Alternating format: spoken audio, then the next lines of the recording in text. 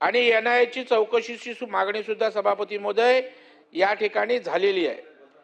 Mumbai police आणि महापौर किशोरी पेडणेकर यांनी दबाव आणल्याचं दावा तिच्या वडिलांनी त्या ठिकाणी केलेला आहे आणि नजर कैदेत ठेवून मांडलेले पुरावे खरे आहेत असे सांगा, अशा प्रकारचा दबाव सुद्धा त्यांच्यावर त्या ठिकाणी आणला गेला।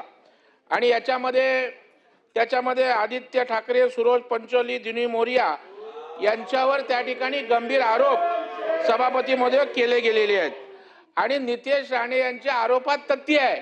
जे आतापर्यंत नितेश राणेंना त्या ठिकाणी खोटे आरोप करतायत, राजकीय करतायत, तर त्यांनी सांगितलं की त्यांच्या आरोपांमध्ये तथ्य आहे।